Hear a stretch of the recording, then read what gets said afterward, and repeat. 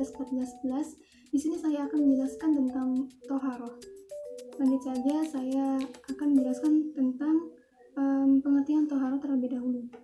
Jadi toharoh ini secara bahasanya ialah diambil dari kata at-toharatu dalam bahasa Arab yang artinya kebersihan atau bersesuci. Sedangkan dalam istilah sendiri, toharoh adalah sesuatu yang dapat menyebabkan bolehnya kita sholat seperti apa? Seperti tayamum, seperti wudhu, mandi besar, dan menghilangkan najis. Dalam bersesuci tentunya kita memerlukan alat untuk melakukan bersesuci. Di sini ada 4 alat yang digunakan, yaitu ada air, ada debu, ada batu, dan juga ada alat penyama. Yang pertama ialah air. Dalam air sendiri ada 4 pembagian air, yaitu yang pertama air tohirun, mutahirun, ghairu makruhin isti'maluhu, atau sering didengar pula dengan istilah air mutlak. Air ini adalah air yang suci, mensucikan, dan tidak dimakruhkan penggunaannya. Salah satunya ialah seperti air hujan, air sumur, air salju, air embun, air laut, dan juga mata air. Seperti itu. Lalu yang kedua ialah ada air tohirun mutahirun makruhun isti'maluhu, atau sering didengar dengan istilah air musyamas, yaitu air yang suci, mensucikan, dimakruhkan penggunaannya. Seperti itu. Jadi air ini hakikatnya suci, bisa digunakan untuk bersesuci, namun dimakruhkan dalam menggunakan air ini. Seperti itu. Lalu yang ketiga ada air tohirun ghairu mutahhirin, yaitu air yang suci namun tidak bisa mensucikan, tidak dapat digunakan untuk bersesuci. Nah, air tohirun ghairu mutahhirin ini masih dibagi lagi menjadi 2, yaitu ada air mustakmal dan juga air mutawayir. Air mustakmal yaitu air yang sudah digunakan untuk bersesuci. Contohnya ialah air bekas mandi, itu sudah tidak bisa lagi digunakan untuk bersesuci. Airnya suci namun tidak bisa digunakan lagi. Yang kedua ialah air mutaghayyir.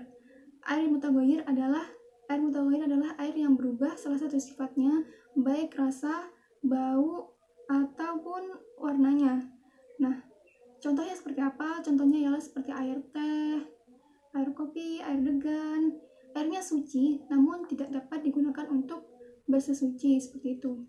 Nah, pembagian air yang terakhir ialah air mutanajis. Air mutanajis sendiri di sini adalah air yang suci, air yang awalnya suci namun terkena benda najis sehingga menjadikan air tersebut dihukumi sebagai air mutanajis. Itu. Contohnya ialah air yang menggenang, air yang kurang dari 2 gelas namun kejatuhan kotoran cicak ataupun kotoran tikus ataupun kotoran-kotoran yang lainnya. Seperti itu. Alat untuk bersesuci selanjutnya ialah debu. Nah, debu yang digunakan di sini tentunya debu yang suci dan belum pernah digunakan sebelumnya. Maksudnya belum pernah digunakan untuk bersesuci sebelumnya. Nah, selanjutnya ada batu. Tentu saja batu yang digunakan ialah batu yang suci dan memenuhi syarat agar bisa digunakan untuk bersesuci. Lalu selanjutnya ialah ada alat penyamak. Alat penyamak di sini biasanya digunakan untuk mensucikan kulit bangkai. Seperti yang kita tahu biasanya ialah mensucikan kulit sapi, seperti itu. Yaitu dengan biasanya alat penyamak ini berupa sesuatu yang menyengat lidah, seperti kotorannya burung dara. Dari alat-alat yang telah disebutkan tadi memiliki penggunaan yang berbeda-beda. Seperti air digunakan untuk menghilangkan hadas dan juga najis, ada debu yang digunakan untuk tayamum dan juga digunakan sebagai campuran dalam salah satu air untuk menghilangkan najis mughalathah, dan juga ada batu yang digunakan untuk beristinja, ada alat penyamak yang digunakan untuk mensucikan kulit bangkai. Seperti itu. Itulah masing-masing penggunaan dari alat-alat untuk bersesuci. Untuk melakukan bersesuci tentunya ada hal-hal yang mengharuskan kita untuk bersesuci. Apa saja itu? Di sini ada najis, sebab-sebabnya yaitu ada najis, darah, dan juga ada hadas. Nah, najis, kita bicara tentang najis terlebih dahulu. Jadi najis seperti yang kita tahu adalah sesuatu yang menjijikan, seperti itu. Sedangkan secara syara, najis sendiri adalah sesuatu yang dapat mencegah sahnya sholat. Apa saja sih najis? Bentuk-bentuk najis itu? Bentuk najis itu bisa berupa anjing dan babi, atau keturunan-keturunan dari anjing dan babi itu sendiri. Yang kedua ialah ada bangkai, kecuali bangkainya manusia, ikan, dan juga belalang. Yang ketiga adalah segala sesuatu yang keluar dari dua jalan bawah kecuali air mani. Dan yang keempat ada darah dan nanah. Yang kelima ada minuman keras seperti arak dan sebagainya, seperti itu. Sebelum kita akan menghilangkan najis, kita hendaknya terlebih dahulu tahu tingkatan-tingkatan najis itu, untuk menyikapi bagaimana kita akan menghilangkan najis tersebut. Karena setiap tingkatan ini cara menghilangkan najisnya itu berbeda-beda. Seperti yang pertama ialah najis yang ringan atau najis mukhafafah. Contohnya ialah kencingnya bayi laki-laki yang hanya minum air ASI atau yang masih berusia 0 sampai 2 tahun. Nah, cara mensucikannya najis ini ialah dengan memercikan bagian yang terkena najis saja, seperti itu. Yang kedua ialah najis mutawasitoh atau najis yang sedang. Nah, dalam menyikapi najis ini kita juga harus tahu ini tergolong najis ainiyah atau najis hukmiyah, seperti itu. Jadi najis ainiyah ini najis yang masih ada bentuknya berupa rasanya atau warnanya atau baunya, seperti itu. Contohnya ialah kotoran kucing misalnya. Nah, cara mensucikannya ialah dengan menghilangkan keempat unsurnya tersebut, yaitu bentuk, rasa, dan juga warna serta baunya. Kita harus menghilangkan keempat unsur ini. Nah, setelah itu disiram dengan air, dan apabila baunya masih tidak hilang, itu masih bisa ditoleransi atau masih bisa dimaafkan, seperti itu. Lalu yang kedua ialah ada najis hukmiyah. Najis hukmiyah ini najis yang sudah hilang bentuk rasa, warna, dan baunya. Nah, cara menyucikannya ialah dengan mengalirkan air pada yang terkena najis tersebut. Sedangkan air yang terkena basuhannya itu sudah tidak menjadi najis lagi, atau air bekas basuhannya itu sudah tidak dikatakan najis lagi, seperti itu. Nah, yang terakhir ialah najis yang dima'fu atau najis yang ditoleransi. Najis ini biasanya bentuknya sedikit atau tidak terlihat. Contohnya semut, bangkai semut atau bangkai nyamuk, atau tetesan darah karena setelah menepuk nyamuk, seperti itu. Nah, selanjutnya yang menyebabkan kita harus bersih suci adanya hadas. Apa sih hadas itu? Hadas adalah hal-hal yang mewajibkan wudhu atau mandi. Nah, di sini masih dibagi menjadi dua lagi, yaitu ada hadas kecil dan juga ada hadas besar.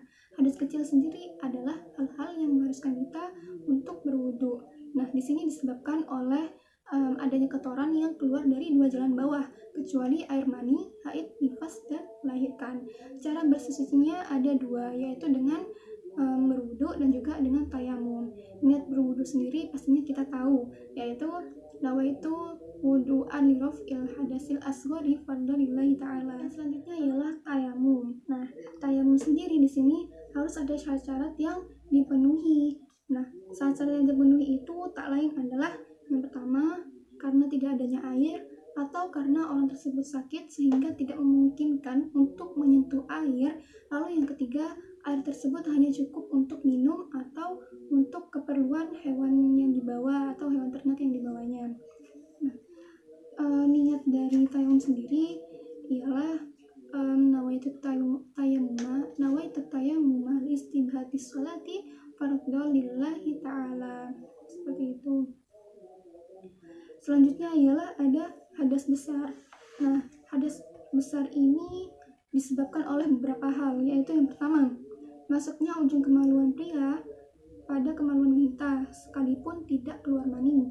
Yang kedua ialah keluar mani. Yang ketiga ialah haid. Yang keempat nifas. Yang kelima melahirkan. Dan yang keenam ialah wafat, kecuali mati syahid ketika berperang. Nah, caranya ialah dengan berniat ketika melakukan siraman pertama, yaitu niatnya nawaitul ghusla li raf'il hadasil akbari fardhu lillahi ta'ala. Lalu yang kedua, meratakan seluruh air kepada anggota-anggota tubuh, mulai dari ujung rambut sampai ujung kaki tentunya. Di sini ada beberapa larangan yang diberlakukan bagi kalian sedang berhadas, baik itu yang sedang berhadas kecil maupun berhadas besar. Nah, bagi kalian yang sedang berhadas kecil, tentu saja dilarang untuk sholat, dilarang untuk tawaf, menyentuh Al-Quran, dan membawa Al-Quran. Menyentuh saja tidak boleh, apalagi membawa, seperti itu. Nah, bagi kalian yang sedang hadas besar, dilarang untuk melakukan semua yang dilarang dalam hadas kecil, dan juga dilarang untuk itikaf, dilarang untuk puasa bagi wanita, dan juga dilarang untuk bersenang-senang antara pusar dan juga lutut bagi wanita pula, seperti itu. Dalam bersesuci ini ada dua dimensi yang bisa kita lihat, yaitu pada dimensi ritual dan juga pada dimensi spiritual. Dalam dimensi ritual sendiri dapat kita lihat dengan bagaimana tata cara pelaksanaannya, atau bagaimana cara mensucikan atau bagaimana cara membersihkan najis ataupun hadas. Lalu dalam dimensi spiritualnya, yaitu ada sesuatu yang membedakan antara toharoh ataupun bersesuci dengan kegiatan bersih-bersih badan lainnya. Sesuatu yang membedakan ini yaitu pada niatnya. Jadi toharoh yang baik atau bersesuci yang baik ialah yang dapat menimbulkan sinergi antara kesucian lahiriahnya dengan kesucian batiniahnya, seperti itu. Sekian dari saya penjelasan tentang toharoh atau bersesuci. Yang sedikit ini semoga bisa membawa manfaat bagi yang mendengarkan. Kurang lebihnya mohon maaf. Assalamualaikum warahmatullahi wabarakatuh.